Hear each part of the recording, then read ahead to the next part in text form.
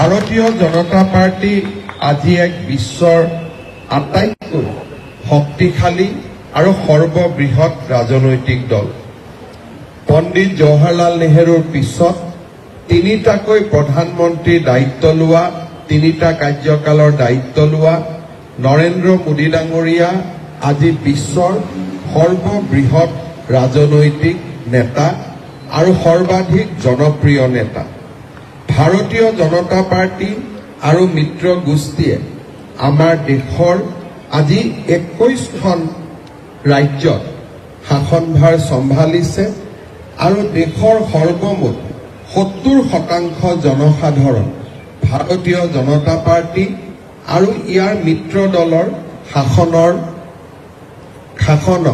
সুশাসনৰ ফল লাভ কৰিছে।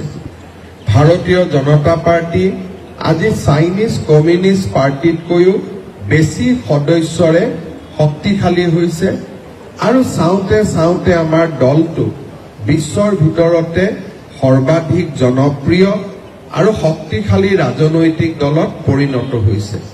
সদস্য সংখ্যাৰে আমি সৰ্বাধিক, পাৰ্টিৰ নীতি আদৰ্শৰে আমি সৰ্বাধিক জনপ্ৰিয় আৰু আমাৰ দলৰ নীতি, কাৰ্যালয়, কাৰ্যকৰ্তা, কাৰ্যসূচী আৰু কোষ এই চাৰিওটা নীতিৰে আমি সঞ্জীৱিত।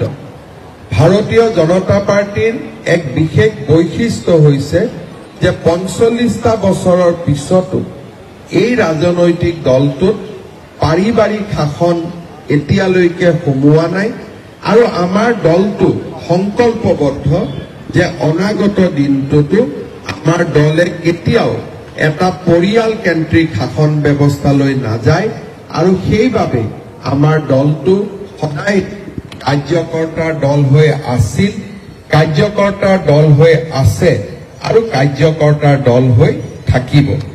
আজি আপোনালোকে দেখা পাব যে 45 বছৰ যদি এটা ৰাজনৈতিক দল সৰ্বাধিক সময় শাসনত থাকে, সমগ্ৰ দেশত এটাৰ বিস্তাৰ থাকে আৰু সেই দলটোত যেতিয়া যথেষ্ট শক্তিশালী নেতাৰ সৃষ্টি হয়, তেতিয়া সাধাৰণতে এই দলটোত পাৰিবাৰিক শাসন ব্যৱস্থাৰো উৎপত্তি হয়। আমাৰ দেশক আমাৰ দলে অটল বিহাৰী বাজপেয়ী আৰু নৰেন্দ্ৰ মোদীৰ দৰে দুজন বিশ্ব বৰেণ্য নেতা দিছে। আমাৰ দলটোৰ বিভিন্ন ৰাজ্যত সৰ্বাধিক জনপ্ৰিয় মুখ্যমন্ত্ৰীয়ে দলটোক পৰিচালনা কৰিছে, কিন্তু কোনো এটা পৰ্যায়তে পৌৰসভাৰ পৰা পঞ্চায়তলৈকে, পঞ্চায়তৰ পৰা জিলাৰ পৰা ৰাজ্যলৈ, ৰাজ্যৰ পৰা দেশলৈ কোনো এটা পৰ্যায়তে এই দলটো কোনো এটা পৰিয়ালৰ ওচৰত আজিলৈকে মূৰ দৌৰোৱা নাই আৰু সকলোৱে কাৰ্যকৰ্তা হিচাপে কাম কৰি আছে আৰু এটা পৰিয়ালৰ শাসন ব্যৱস্থা কতোৱেই আমি আৰম্ভ হ'ব দিয়া নাই।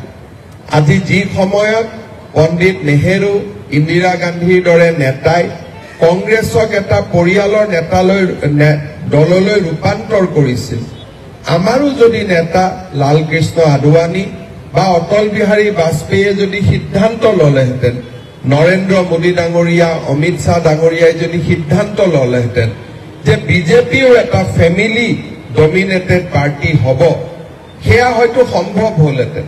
কিন্তু দেশমাতৃৰ প্ৰতি থকা আদৰ্শ, ভাৰত মাতৃৰ কল্যাণৰ বাবে সেৱাত উৎসৰ্গিত আৰু ৰাষ্ট্ৰীয় স্বয়ংসেৱক সংঘৰ আদৰ্শৰে প্ৰেৰিত এই দলটোৱে কেতিয়াও তেনে ৰাস্তাত নাযায়। আমাৰ দলটো কোনো নেতাই তেনেকুৱা ৰাস্তালৈ লৈ নাযায় আৰু সেইবাবে we are party with a difference আৰু তাৰ বাবে আমি একক আৰু তাৰ বাবে আমি অনন্য।